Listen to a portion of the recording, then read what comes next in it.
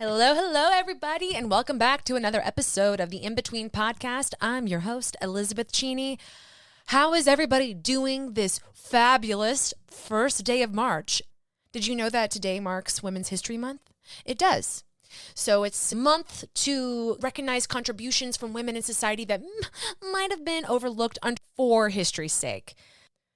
So today's episode will hopefully leave you empowered, leave you inspired, and just a great reminder that you are incredible, you are capable, you can do it, whatever it is. Okay? Okay.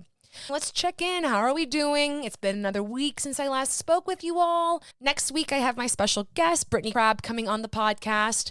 I hope you all are very excited about that. It's going to be a little different, a little spooky, a little ooh, but also going to go into her story a little bit, how she got to where she is now, got to where she is today. In other headlines, Tennessee is trying to ban drag queens because there are not more important things to worry about other than banning drag queens.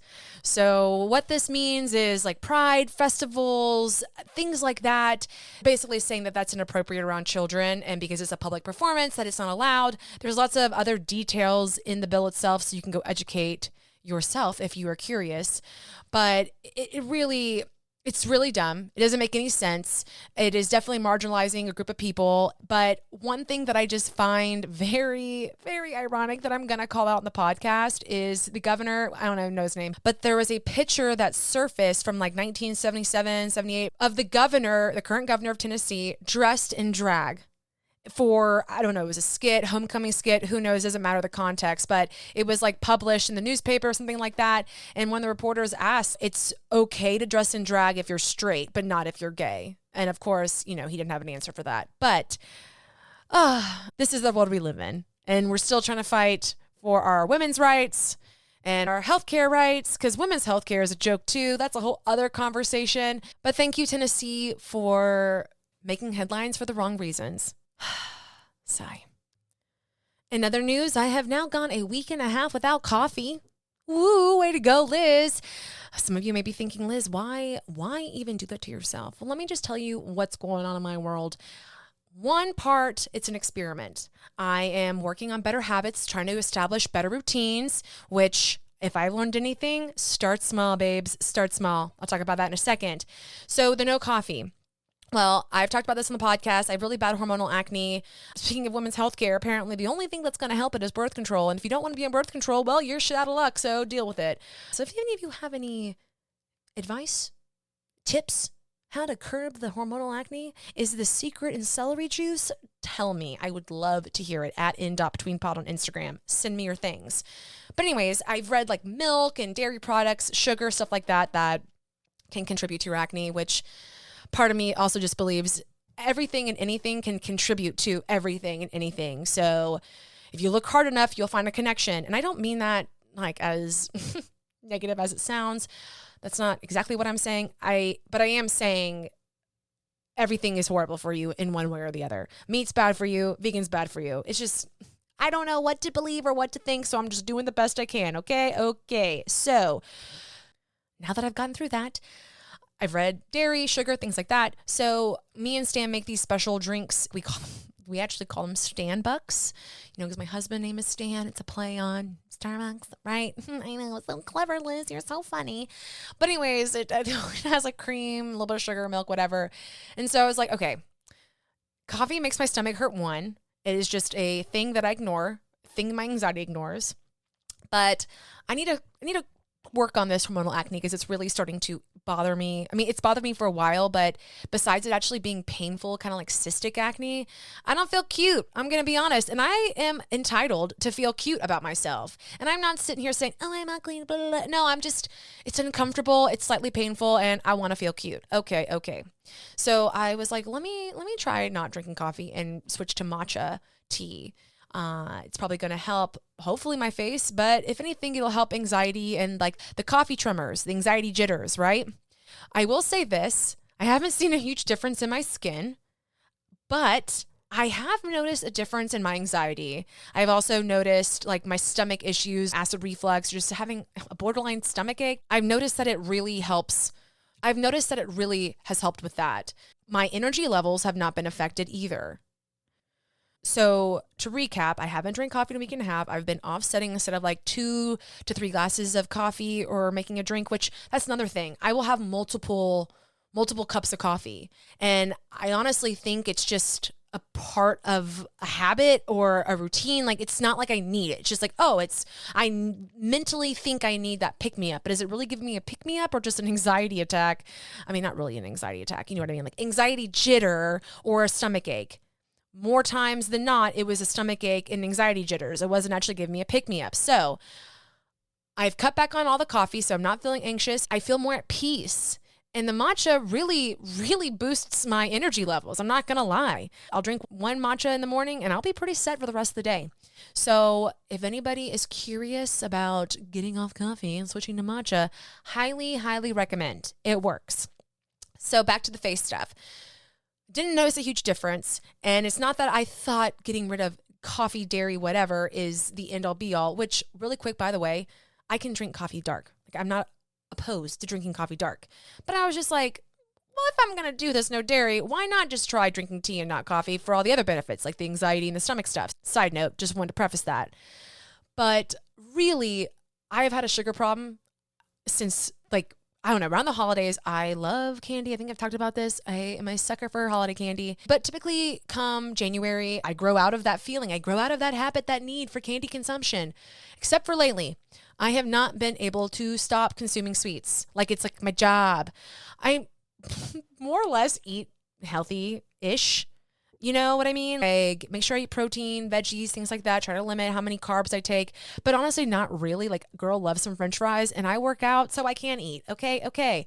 But I have been insane about the candy. Like, I'm just going to let you know, I've been out of control. Nothing's holding me back. I just consume all the candy I possibly can. Guys, sound crazy, I know. Anyways, I was reading about sugar and dairy and all that with the hormonal acne, and I'm like, I think we know what the root problem here is, Liz. Here I am diagnosing myself again. And not that I think it's the root problem, but more so I needed to face myself and accept that the sugar, the candy consumption probably wasn't doing me any favors. So I did the no coffee thing to see if I could do it, which of course I can. I can do anything I put my mind to. But really, it's just kind of getting me mentally prepared to know my limits and to know that there are none. I have no bounds. I can achieve anything with candy consumption. I'm going to try to, I'm not giving it up because I don't believe in that kind of stuff like elimination diets, but to pull myself back big time and maybe offset a little bit with fruit, things like that. I get some honey in my tea. That's my sweet, for the day. I'm just kidding. I'm not minimizing myself that much. I'm not holding sweets to that level where I just have a drop of honey and that's the nectar of the day. Jesus. And if you do that, good for you. I am not that person. I need sugar. I need a little sugar and spice to make everything nice. You know what I mean? So, in Liz news, no coffee. My anxiety levels have been great. Woo-hoo-hoo-hoo. No real bad stomach issues, but we are trying to work on no sweets. So I'll let you know how that goes. I'll give you a 2 weeks update. Yes, in 2 weeks, I'll give you an update and we'll see how the limited sweets, I'm not going to say no sweets, but limited sweets, how's it going? But on top of the no coffee and, trying to drink tea, if you saw my Instagram story last week, I've been working on trying to establish a morning routine. And I have talked about this here and there on the podcast, but I'm actually doing it now. And by doing it, I'm starting small. Like every morning, I'm making sure I'm washing my face. So I'm washing my face twice a day. I get my morning stretches in because I'm getting older and I want my body to be able to move and groove and get down, baby. So trying to work on stretching and getting more mobility in my hips because for whatever reason, those suckers are tight, and just trying to, snap, crackle, pop in all the right places, get that body limber and moving, right? So doing my morning stretches. I'm trying to read a little bit every morning. If not reading, doing some kind of something like that, whether it's journaling, reading, meditating, whatever. Getting Luna out for a quick walk.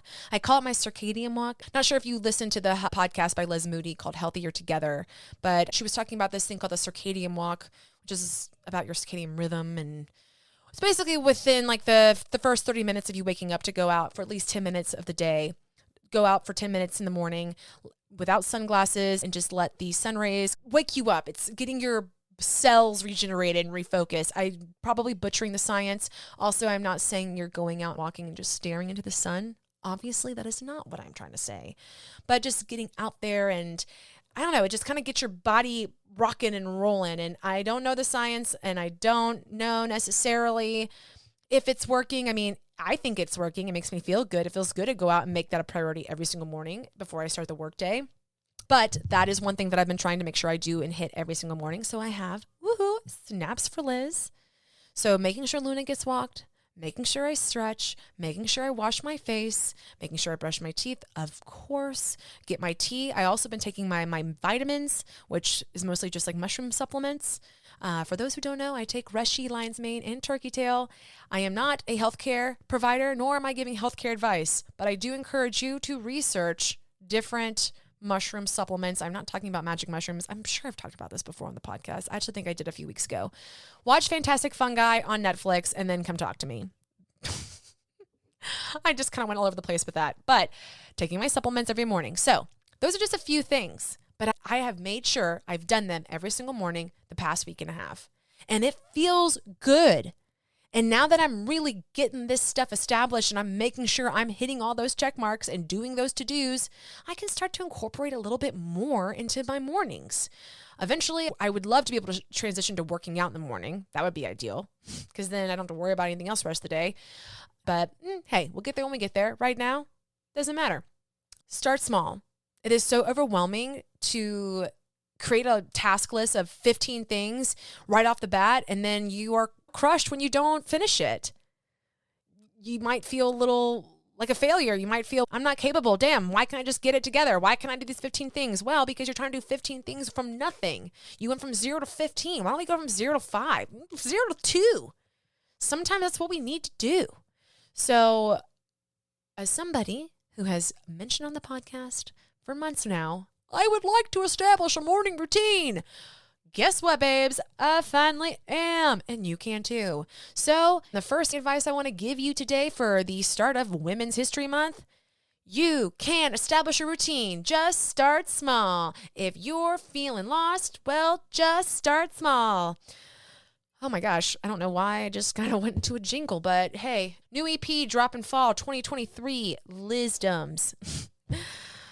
What are we doing here? I'm just entertaining myself and hopefully entertaining you. And really quick piece of advice, or if I can leave you with a quote or just something to hopefully inspire, empower the morning routine.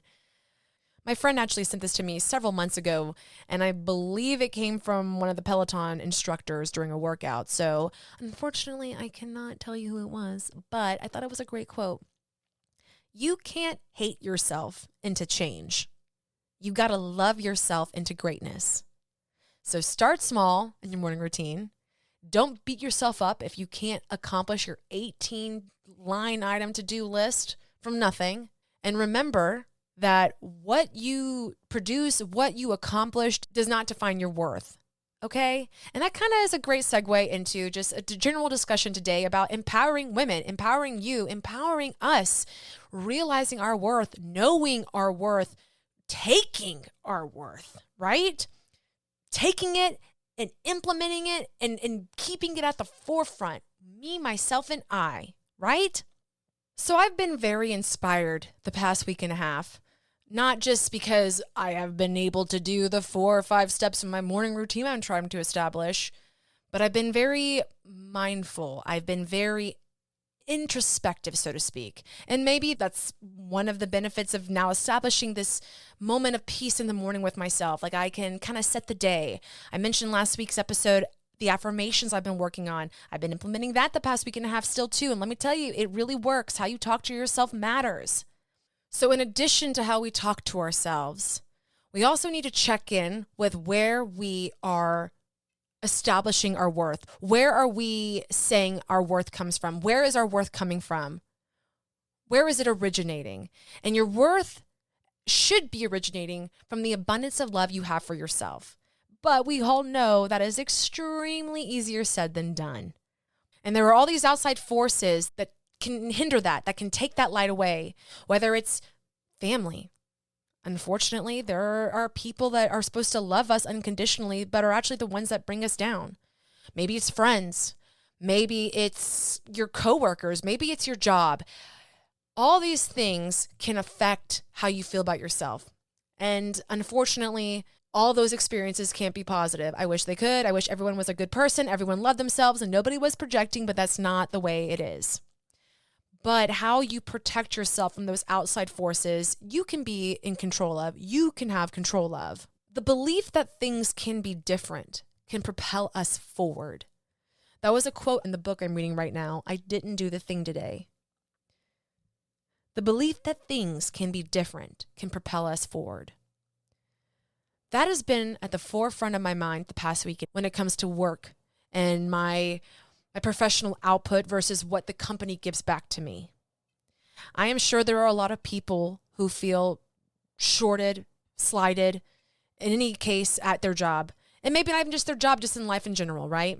But the job thing, let's just focus on that for a moment. Our job is a big portion of our day. It affects our livelihood. It gives us money to be able to feed ourselves, to take care of ourselves and others. It is our quality of life. And I know we as a society have a lot of work we need to do on that front.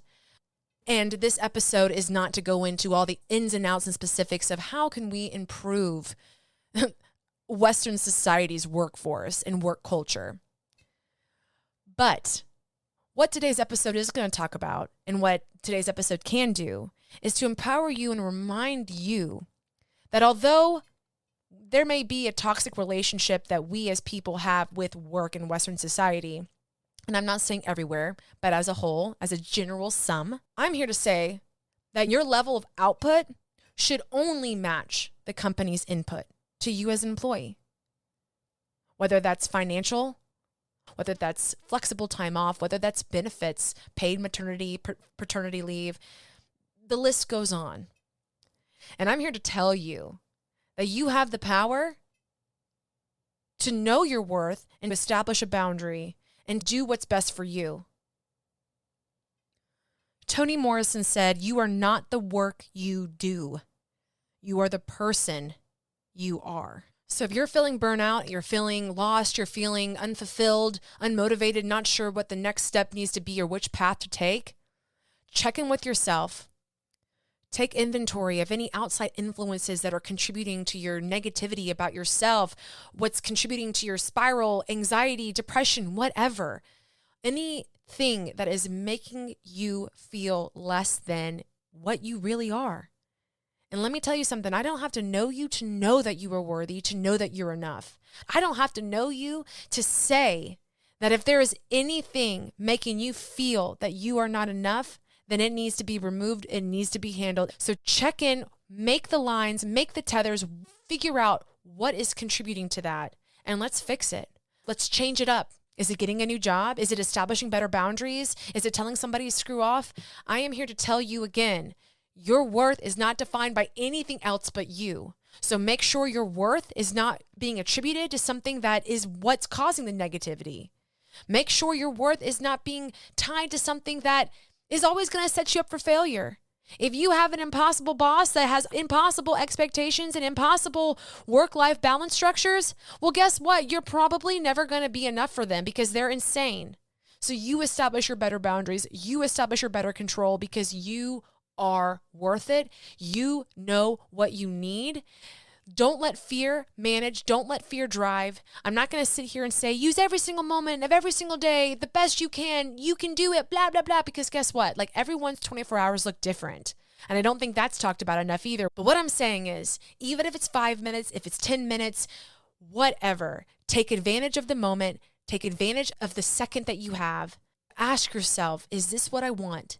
Am I happy? And if the answer is no, then the path will unveil itself. The path you need to walk is figuring out how to make that a yes. So with work, you got boundaries, baby. Remember what I said. Make sure your output, your contribution, your work ethic matches how the company treats you, how your team treats you. Actually, no. because I'm going to stop myself on that, because it's easy to kind of ignore certain things from a company when you're tight with your colleagues, your coworkers. Sometimes that's called trauma bond, when shit just is not ideal and you're in some pretty crappy circumstances, but you're like, well, I love my coworkers. It's fine. It's fine. I'm not saying that they're not fine. Of course they're fine. We love them. We need them. But one thing I want to mention is your job is not your life, is not your friend. It needs to be separate. And those lines get blurred a lot. Okay? If you have a friend that is making you feel less than or smaller than, you can ignore them. They could be projecting. There could be a ton of different things as to what is contributing to their insecurity and why they're putting that onto you.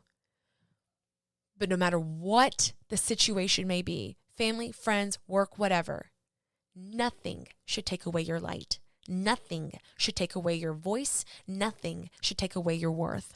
In the words of Maya Angelou, each time a woman stands up for herself, without knowing it possibly, without claiming it, she stands up for all women. Use your voice. Keep fighting. Understand that using your voice doesn't necessarily mean like you're visibly speaking out loud. It can be actions. You know what they say. Actions speak louder than words. And sometimes that's the voice you need to use. So I'm encouraging you. I'm empowering you to never take less than what you deserve, and to trust that you do deserve the most. You deserve all the good things, all the positivity, all the perks, all the benefits, all the happiness, and to pursue that. I truly believe that. I would not be where I am today without other women, other people lifting me up and encouraging me to do the same. So that is what I hope to leave you with in today's episode, to leave you starting off Women's History Month. Don't let history wash away your accomplishment, which I know is pretty dramatic, but you know what I'm trying to say here. Don't let capitalism, the working world, Western society stunt your growth of how incredible you are, stunt your evolution of being the person that you're meant to be. You have the power, and I am telling you to step into it, baby. Okay? I love you guys. I love this podcast. I love getting to talk to you each week. I hope that these messages hit. I hope they entertain. Damn it, I hope they slap. But most importantly, thank you for listening. Thank you for believing in the things that I do. Thank you for wanting to be better versions of yourselves, because we all need to be like that. If maybe more people realize, hey, I'm pretty awesome, but I'm sure I can be better. Doesn't mean I'm not great now. I can always work better. I can always be better. I can be a better version of myself, establish better boundaries with anybody and everybody and everything. Maybe we'd be better as a society. Maybe I don't know. Maybe women's healthcare wouldn't be as shit as it is. I don't know. All I'm saying is use your voice, even if it's just an action. Use your power. Remember, the belief that things can be different can propel us forward. It doesn't have to be some grandiose gesture. It doesn't have to be you standing on a soapbox, chewing out the CEO. It doesn't have to be you with a poster trying to rally the group. It could be all those things. But it could be just you as an individual, drawing the line in the sand with your work ethic, your work output. Yeah, you know what? I'm not getting what I want out of this. I feel unfulfilled. I'm going to go look somewhere else. Because you deserve that. You absolutely deserve that. Because remember, you are enough. We all are. I need reminders of that sometimes. I am enough. Because so many things tell me the opposite, make me feel the opposite. Whether they literally say, you stink, or whatever the case, or I'm interpreting those things myself from social media or society, whatever. But you are enough. And you are capable. It may be hard, but if I've learned anything in this whole journey so far with the in-between and pursuing a career of my dreams, like trying to create the role, the life that I want, like my dream job, the hardest part is believing in yourself and picking yourself up when you get down, because it happens a lot, especially when society doesn't really help to make you think otherwise. But getting back up shows you what you're capable of. And yeah, sometimes it's annoying having resilience and having to show so much resilience, but I think I'm finally getting out of the resilience phase. All the lessons learned, the resilience gained. Now I'm reaching a new level of peace and acceptance and trust within my capabilities that I'm going to achieve everything I've set out for. But it didn't get here overnight. It took some time. It took some life shit. It took some mental health issues. It took some depression. Everyone's journey is different. But don't give up. Pick yourself back up. It doesn't matter how many days, weeks, times, hours, years it takes. Just keep doing it. Keep focusing. Keep climbing and reaching for better. Better for you, better for your life, better for everything. And remember, you do it for you unintentionally. It does it for everybody, every other woman, and really everyone. Because yes, I'm speaking to women right now, but I also want what's best for just humans altogether. I really do. Of course, I love my girlies. Let's be real. We hanging out, we chatting, we kikiing, but I do want what's best for everybody. I want everyone to know their worth, recognize their worth, and go after it. All right, so I'm going to table today's episode now because I'm just going to keep going on, and I could probably say worth maybe 100 more times. But it's an important message, so I'm not going to give up on it, and I'm definitely not stopping here because it's the In Between podcast, and if it's one thing, baby, we believe in self-love, and that equals self-worth. So I hope you all enjoyed today's episode, and if you did, I would greatly appreciate you to go rate, review, subscribe, and follow on all the platforms, wherever you listen to your podcasts.